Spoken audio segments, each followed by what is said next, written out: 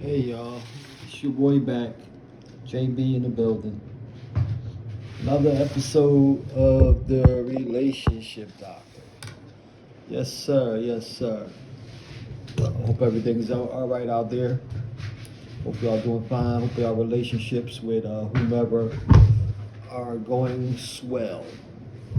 As one of the little rascals used to say, swell. Um, yeah, I want to talk to y'all now about dealing with I've noticed a plethora of women have like they angry. You know what I mean? And hey, gentlemen, we're definitely in there. We made a lot of these women angry. You know what I mean? But to your woman, when y'all get like whoever done whatever they did to you, you gotta blame it on them. I'm not one to every white person, I'm not gonna say is a racist and done something racist. I've had racist things said and done to me in my past. But I don't every new person I meet, I don't judge them by by the actions of some idiot in the past. I've had dumb things done to me by brothers and sisters. Every time I run across a brother and sister, I don't look at them and say, hey, they're going to be the same idiot that done something idiotic or something, said something stupid, that was trying to insult or whatever. We've all had things said and done to us that deemed to be harmful as far as physically and mentally. Maybe not physically, but like somebody criticized you or something. But you don't judge everybody on that just by looking at them, saying, "Hey, they might be the potential person that said something to me that said something long ago." Basically, what I'm saying is, you judge everybody individually. You don't judge races, and as a coagulation, you don't judge women as all the same. But I notice it's a lot of angry women. Like they snap. I just asked a woman. She said she had just woke up. It was 7:44, and I was like, "What you sleep all day?" Meaning that you do something. And I sleep all day because I work overnight. All my videos are filmed overnight because I be sleeping today. And when sometimes I might do one or two here and there at my house. If I'm not doing like I have to take care of my business in the daytime, so I don't have a lot of time. So I might get one or two. So if somebody's like people be like, I might text them that I might think they up. I really don't. I don't like bothering nobody because I'm up all night. I don't bother nobody, but the people that be up at nighttime that will text me at nighttime, I will text them sometimes and hit them up. You up? You know what I mean? Just to tap them, see if they up, see if we can talk. Uh, but you know, I just was asking her, and she was like, "I take care of my mother in the daytime." What you mean by that? But this was in text. But I could see by the way she texted, it was like an angry text. So I'm just busting it out the way she would say it if she was verbally saying it to me. I take care of my mother's disabled. I take care of her. I sleep when I can sleep. Blah blah blah. And I'm like, all I asked you was, did you sleep? Or you sleep in the daytime? Because I do. And I said it just like that. I said, you sleep in the daytime all day? Because I sleep all day because I work overnight. I didn't say nothing I didn't think was. Texas is bad though. When you text people, sometimes people can take it a different way. Because I've had that done a lot of time. And texting, I really don't like texting because a text could be taken the wrong way. So I really don't. I like to verbally speak to people. People like text me. I'd be like, when you a person don't really know a person, and you text them something, they might take that the wrong way, or you might be jokingly saying something, but you can't. Like you only can text what you can text. Like you got to text your way, but they respond, you respond. So they might, if you was in front of them, you could be like, "Hey, look at that. Hey, That's the same hat that so and so wore at the Grammys or something, and you know you can laugh at ha ha ha, ha. Or the person could be offended through a text and be like, "Oh, you trying to clown me?" But because they don't see the facial expression and you can't respond fast enough, so you had to text them back real fast. I was only joking; it was a joke just to break the ice, you know, just to spruce up the the conversation. So I'm not really a texter, you know what I mean? I hate when people take my texts. I don't hate. I don't like to use that word hate. I don't feel comfortable texting because texting can be misconstrued as something else. But with that said, anyways, get back to the conversation at hand. It's a lot of angry people. On the woman's side, y'all might see a lot of angry brothers. Let me know down in the comments. Is it the same way for the women as it is for me personally? I see a lot of angry women. Like they got some real monster attitudes. Like you do something, like I'll confront a woman for parking somewhere. I'll confront a man. Put it like that. I'll put a man. The man might, or whatever. Or not most likely he'd be like, all right, cool. But the women, whoo, they be ready to kill you. Like you can look in their eyes, like, who you think you is? I do this all the time. Blah, blah, blah. I mean, they just go on. I mean, it could be, you gotta be like, when I see a woman do something, it's different when I see a man doing something wrong to when I see a woman do something wrong. When I see a man doing something wrong, I ain't got no problem confronting them. Like, I'll be like, I'll jump on it, boop. But when I see a woman doing something wrong, it's like, is it worth it? Should I get somebody else to do it? You know what I mean? Like, cause they be, sheesh. I'll be like, I never seen so many angry women in my life. Like that could be a fight. It was a lady sleeping in the other building when I was working last week, and I took it as though she didn't belong there. Like she was a trespasser. Like she was just trying to sleep in the building, and it got left on me by another employee. They didn't even bother with her. Come to find out, they let her sleep in there. Anyway. I went to confront her. Miss, you waiting on a ride or something? Yeah, I'm waiting on a ride. Come back a half hour later. I gave her a half hour. I came back. She's still sleeping. I said, Miss, you got to go up to the unit that you was at, or you got to leave. I leave. Man.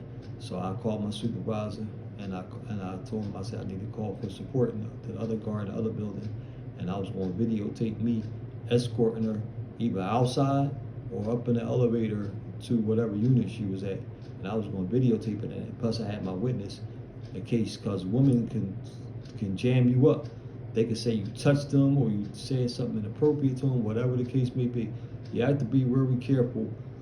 I see a lot of guys get jammed up through women. You know what I mean? That's why I'm glad there's cameras everywhere, and you got to be careful. You got to keep your distance. Don't get close to them. If you see an angry woman, don't get close, cause if she's vindictive, she can get you in a lot of trouble saying that you touched her inappropriately or you said something inappropriate to her. Cause there's a lot of vindictive people out here. They just got that Satan is in them. You know what I mean? You gotta be careful. You know, that goes for the other side too with women. If you're going through these problems, keep your distance.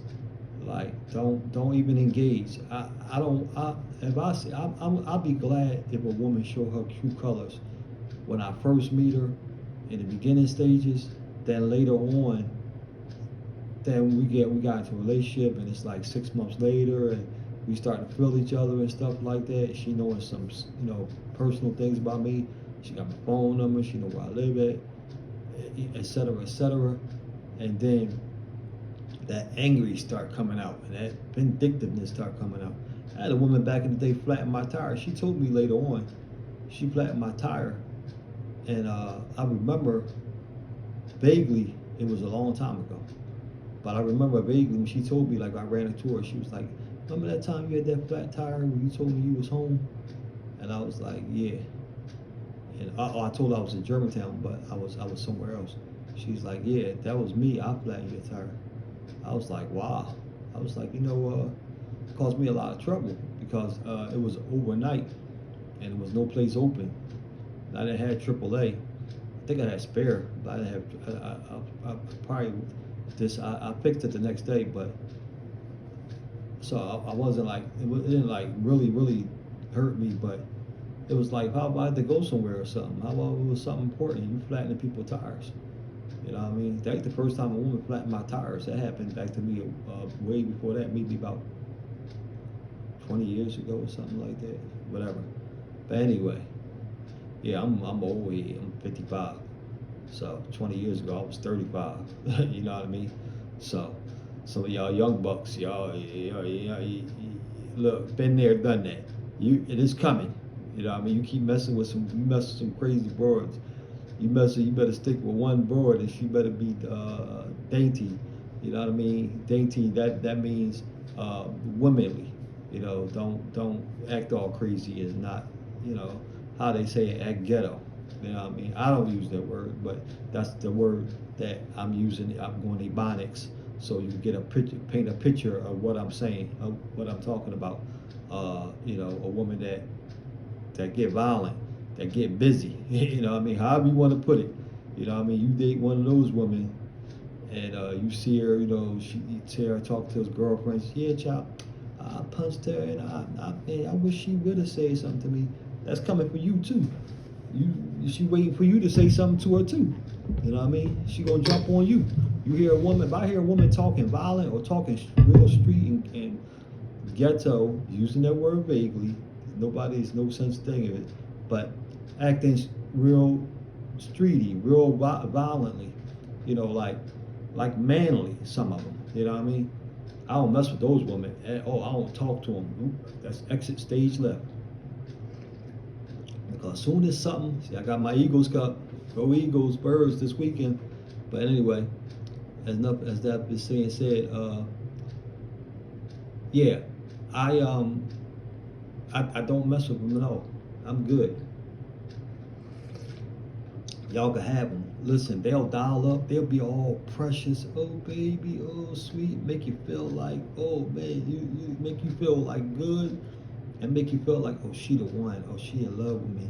Oh she it. Oh man, we going. It's gonna be beautiful. Till that damn devil come out of her. Whoo! You gonna wish you never met her. You know that song, and I wish I never met her at all, even though I love her so, she's got love for me. You know that song, I wish I never met her, cause whoo, it's something that I done blocked. I we deleted the pictures, deleted any pictures of her, blocked her in 5 different blocking apps. I did everything possible, changed my number. That's how bad I wish I never met her. Because, man, when that devil come out, I'm not one for a confrontation. I'm not, you know, back in the days when I used to drink and smoke cigarettes and hang out there and stuff like that, I was more of able to handle that. Not really, but it was like part of my lifestyle because I was out there hanging with, messing with crazy chicks and stuff like that back in the days. So I basically put my foot in it. I basically made my bed so I had to sleep in it, basically, until I changed, you know. So with that being said, you know, now I'm just relaxed. I'm just so relaxed. I tell myself every day, I will not let nobody make me angry. I will not let nobody take me out of my happiness. I repeat that stuff. It's a practice I learned watching a couple podcasts actually, and from different psychologists and how to rewire the brain, neuroplasticity. As I talk about, sometimes you'll hear me talk about it in some my videos. So I tell myself that all the time. I'm not going to let nobody take me out of my peace and happiness. I'm not going to let nobody make me upset. I'm not going to let nobody, you know, just destroy what I built. I'm happy by myself. I don't need money. I don't need no woman. I'm just happy. And that's the way you want it to be. You don't want to be walking around here moping. Oh, life is bad. My girl is. I ain't got no money. Make it happen.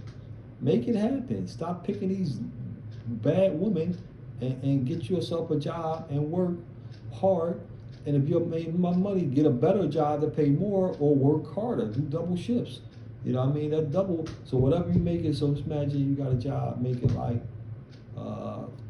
13 hours an hour. You do double shifts. That's $26 an hour.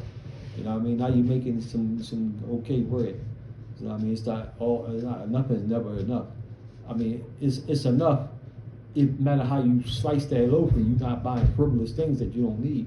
Like you see, you got a drug habit, you buying like $50 worth of weed a day, or you got girlfriends, you got a bunch of babies or whatever that you got to kick this on a bunch of women, or you got a high roller lifestyle. You got an Amazon problem like I sometimes do, but I'm fixing it. I'm working on that thing. That thing is. I'm buying real small items on Amazon. It costs like $3 or $4, $5 at the most, $10 no more. You know what I mean? So I cut back a lot.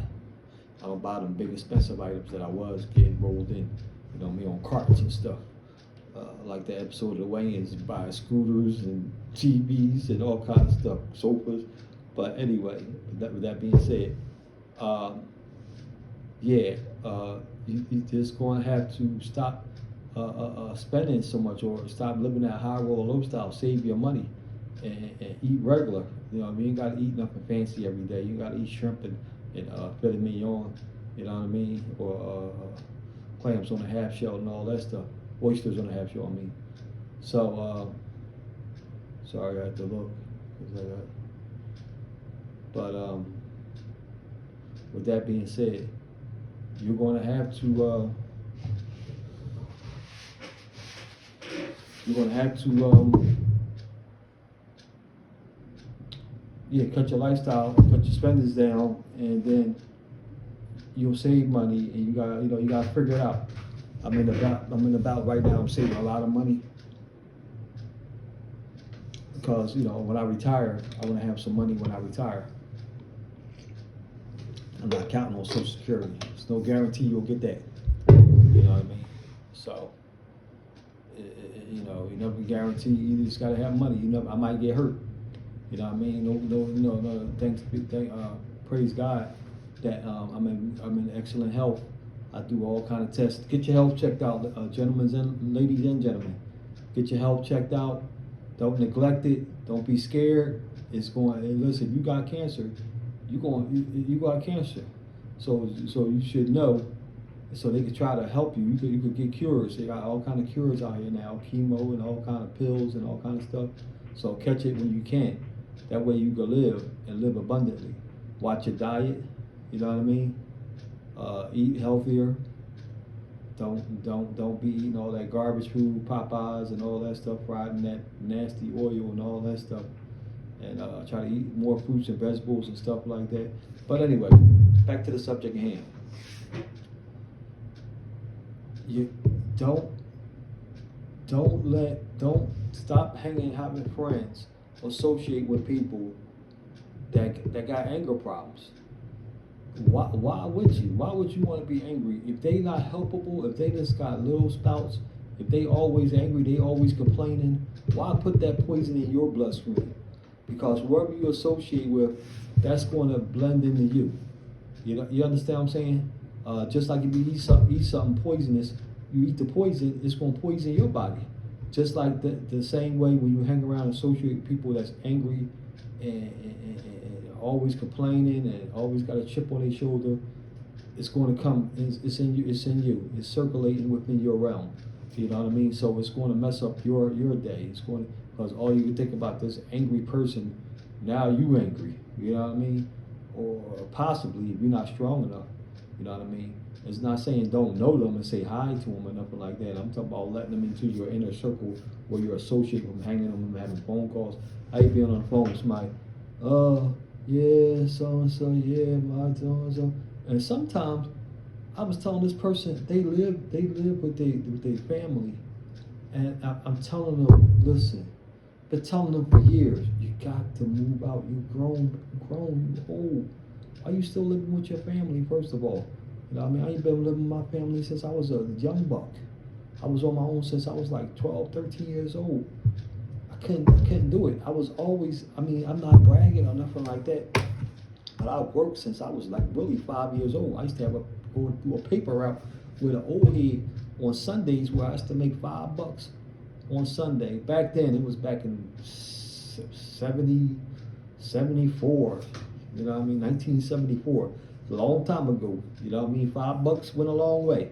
So I got $5 on every Sunday. He'll help me just take the paper up the step.